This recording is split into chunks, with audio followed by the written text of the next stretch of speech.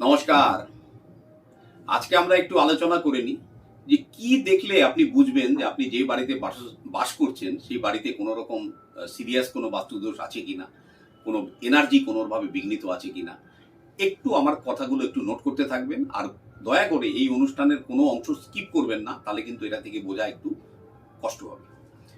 মনে করুন আপনার পরিবারে শিক্ষাগত যোগ্যতা উত্তীর্ণ হওয়ার পরে যুবক যুবতীদের কোনো জায়গায় যোগাযোগ হচ্ছে না, কর্মসংস্থান হয় না।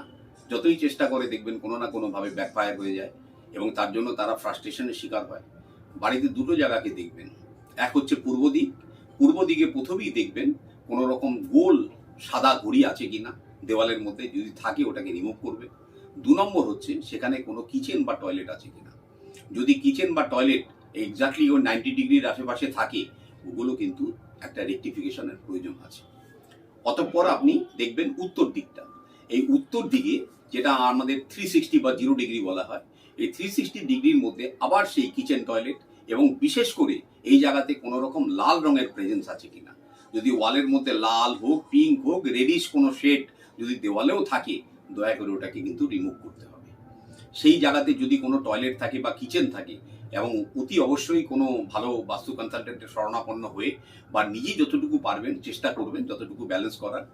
যদি মনে করুন আপনার টয়লেট থেকে থাকে, সেই টয়লেটটাকে নিয়মিত পরিষ্কার রাখা, এবং ছেলেদের এই কাজটা করতে হবে, মহিলারা হাত দিলে চলবে না।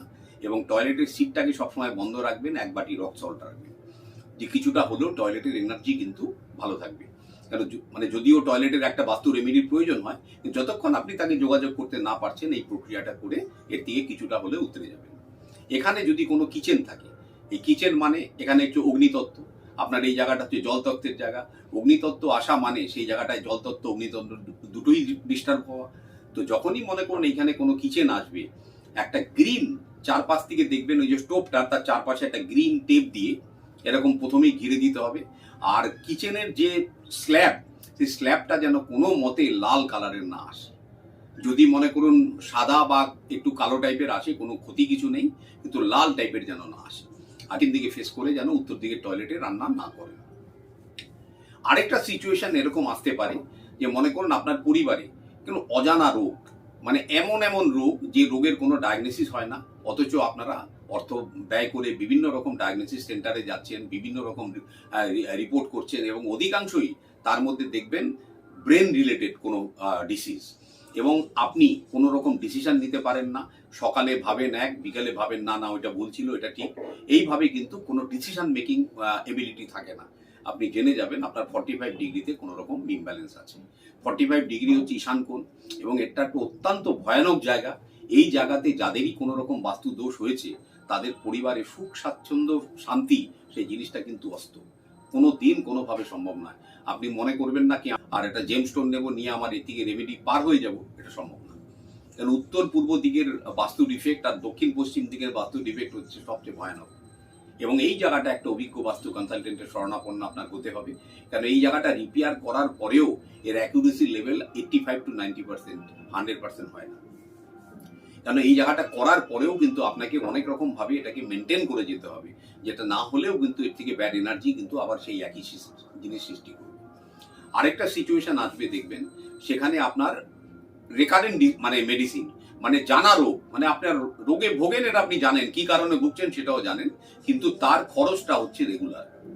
সমাজে দেখবেন লোকের সঙ্গে আপনাদের কোনো বনিবনা নেই, মান সম্মান হানি হওয়া, তারপরে ব্যাংকের অর্থ ভেঙে ভেঙে খাওয়া। আপনার উপার্জন আছে অথচ দেখবেন অর্থ ভেঙে ভেঙে খাচ্ছেন। তাহলে জেনে যাবেন যে আপনার দক্ষিণ পশ্চিমে নিশ্চয়ই কোনো রকম গন্ডগোল আছে। এবং দক্ষিণ পশ্চিমে যদি কোনো টয়লেট বা কিচেন থাকে, এবং সেই জায়গাটাতে যদি এই জিনিসের প্রেজেন্ট আসে, তো জানবেন যে আপনার ধনহানি আটকানো সম্ভব নয়। কেন দক্ষিণ পশ্চিম দিকটা হচ্ছে স্টেবিলিটির জোন, যেখানে সবকিছু জিনিস আমাদের যে উপার্জন তাকে ধরে রাখা হয়। এবং সেই জায়গা দিয়ে যখন আমরা ড্রেন ব্যবহার করি, কেন টয়লেট কিচেন মানেই হচ্ছে ড্রেনের আউটপুট, সেই জায়গায় যখনই এগুলো করা হয়, আপনার অর্থহানি কিন্তু কেউ আটকাতে পারবে না। তারপরে দেখবেন পারিবারিক অশান্তি, স্বামী স্ত্রীর মধ্যে মিল নেই, বাবাকে ভালোবাসে না, মায়ের সঙ্গে অশান্তি, এই জাতীয় জিনিসগুলো কিন্তু দক্ষিণ পশ্চিম দিকে নির্দিষ্ট। আরেকটা সিচুয়েশন এরকম আসে যে আপনার হাতে ইনকাম প্রচুর প্রচুর টাকা ইনকাম করেন, এন্ড অফ দ্য মান্থ দেখবেন আপনার পকেট আবার খালি, কোথায় টাকাগুলো চলে যাচ্ছে আপনিও জানেন না। এইগুলো অদ্ভুত একটা ব্যাপার, সারা মাস কিন্তু সে উপার্জন করছে, কিন্তু মাসের শেষে কিন্তু তার কাছে হাত পাততে হচ্ছে।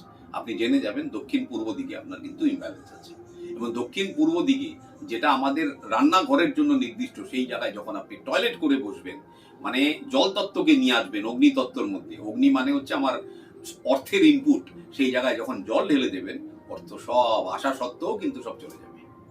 সেই জায়গায় যদি ইমব্যালেন্স থাকবেন, দেখবেন বাড়ির মহিলাদের হাঁটুর রোগ, রক্তজনিত রোগ, এইগুলোও কিন্তু দেখতে পাবেন। আরও একটা জিনিস হচ্ছে দক্ষিণ পূর্ব দিকে যদি কোনো ব্লু কালারের প্রেজেন্স যদি আসে, বা ব্লু কালারের প্রেজেন্স আসে, তাহলেও জেনে যাবেন যে আপনার কিন্তু সব সমস্যার ঠিক উল্টো রেজাল্ট দিতে আরম্ভ করবে। ইনকাম করবেন, হাতে চোখে দেখতে পাবেন না। আরেকটা সিচুয়েশন আপনি দেখতে পাবেন যে আপনি কোনো ভালো চাকরি করতেন, কোনো কারণে দেখবেন সেই চাকরিটা হয়তো কোনোভাবে চলে গেছে, বা তার থেকে অবনতি কিছু হয়েছে, আপনি একটা বাড়ি কিনেছেন ব্যাংক লোন নিয়ে, সেই লোন আপনি শোধ করতে পারছেন না। আপনি কোনো একটা আইনি সমস্যায় জড়িয়েছেন, এবং সমাজে দেখবেন বিভিন্ন স্তরে যেখানে যেখানে লোকে আপনাকে সাপোর্ট করতো, আজ আর সাপোর্ট পাচ্ছেন না। যে কোনো জায়গা থেকেও সাপোর্টটা বিঘ্নিত হচ্ছে।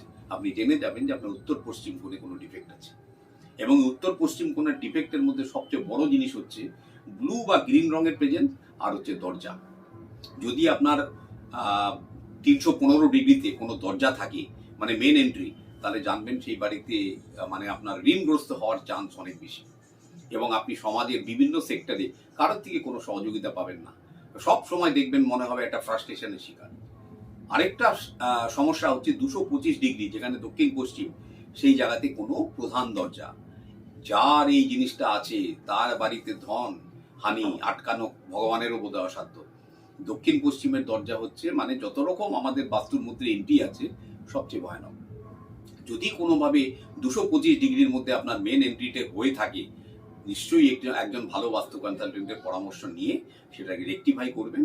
দরজাটাকে সন্ধেবেলায় আলোকিত রাখবেন, পরিষ্কার পরিচ্ছন্ন রাখবেন, একটা হলুদ রঙের ডোরম্যাট সেখানে ইউজ করবেন, একটু ডেকোরেশন করে একটু সাজিয়ে টাজিয়ে রাখবেন, আর একটা নেম প্লেট অতি অবশ্যই ব্যবহার করবেন, পারলে সেটা ব্রাশের উপরে। এই হলো দক্ষিণ পশ্চিম। একটা পঞ্চমুখী হনুমানজির দণ্ডায়মান ছবি যদি দরজায় লাগানো যায়, তাতেও অনেকটা দোষ কাটে। আর দরজার ঠিক পেছন দিকে একটা রাহু যন্ত্রম পাওয়া যায়, সেটা যদি পারেন তো ওটা লাগিয়ে দেবেন। এই মোটামুটিভাবে আপনি বুঝে গেলেন যে এই জিনিসগুলো যদি আপনি দেখেন যে আপনার মধ্যে হচ্ছে বা হচ্ছে, তাহলে কিন্তু প্রথমেই কম্পাস দিয়ে দেখবেন যে ওই জায়গাতে আপনার কোনো ডিফেক্টগুলো আপনি পাচ্ছেন কিনা। যদি পান, তাহলে কিন্তু নিজে চেষ্টা করবেন প্রথমে করতে। যদি না পারেন, দেখেন যে কিছু আপনার দ্বারা হচ্ছে না, বুঝতে পারছেন না, একজন ভালো বাস্তু কনসালটেন্টের শরণাপন্ন হবেন।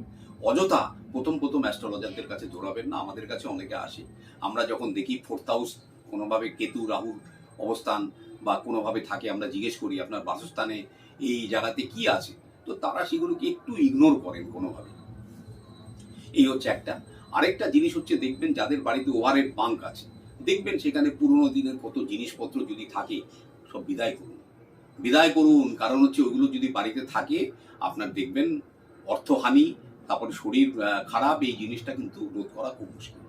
পূর্বজদের ছবি তার রাখার সর্বোত্তম জায়গা হচ্ছে দক্ষিণ পশ্চিমের দেওয়াল।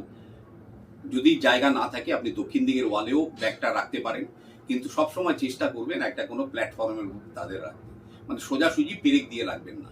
এই পূর্বজদের ছবির সাথে যারা জীবন্ত মানুষ তাদের একত্রিতভাবে রাখবেন না, তাতে কিন্তু সংসারে মেডিসিনের খরচা এবং মানসিক চাপ, এটা কিন্তু আটকানো খুব মুশকিল।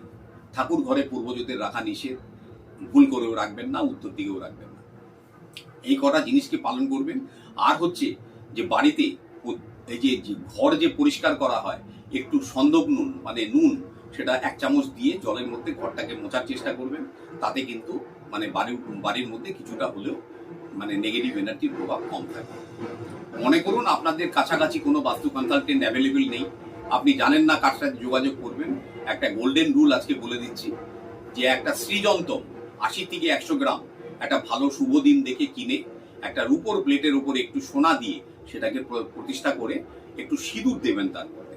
কেন এই সৃজন্তমটার মধ্যে প্লেট, সৃজন্তম আর সিঁদুর যখন একসাথে দেওয়া হয়, চন্দ্রমঙ্গল যোগ তৈরি হয়, যেটাকে ধনলক্ষ্মী যোগ বলা হয়, এবং এটা একটা বাসস্থানের এনার্জির সাথে সাথে আপনাদের আর্থিক শ্রীবৃদ্ধিও ঘটাবে। আরেকটা হচ্ছে 10মুখী রুদ্রাক্ষ, এটাও বাস্তু দোষ যেখানে থাকে সেই জায়গাতে আমরা ব্যবহার করতে পরামর্শ দিই। সেম একটা রূপোর প্লেটের ওপরে একটু সোনা দিয়ে তার উপরে 10 মুখী রুদ্রাক্ষ প্লেস করে শুভ দিন দেখে অভিমন্ত্রিত করে ওটাকে রাখলেও, তাকে পুজো আর্চা করলেও আপনার বাস্তু দোষ অন্তত 70-80 ভাগ কেটে যায়। আপনার বিভিন্ন জোনে বিভিন্ন ডিফেক্ট থাকা সত্ত্বেও এই দুটো জিনিস থাকলে অনেকটাই কেটে যায়। এইগুলো বুঝতে পারলেন, এইগুলো নিজে নিজে ট্রাই করে দেখবেন। যদি কোনোখানে অসুবিধা ফিল করেন তখনই একমাত্র বাস্তু কনসালটেন্টের দ্বারস্থ হবেন, অন্যথা নিজে চেষ্টা করবেন। বাড়ির টয়লেট পুরুষেরা পরিষ্কার করবেন, মহিলাদের হাত দিতে দেবেন না। আপাতত আজকের ডিসকাশন এই পর্যন্ত। আগামী পর্বে আবার একটা নতুন কিছু, ততদিনের জন্য বিদায়, নমস্কার, সবাই ভালো থাকুন।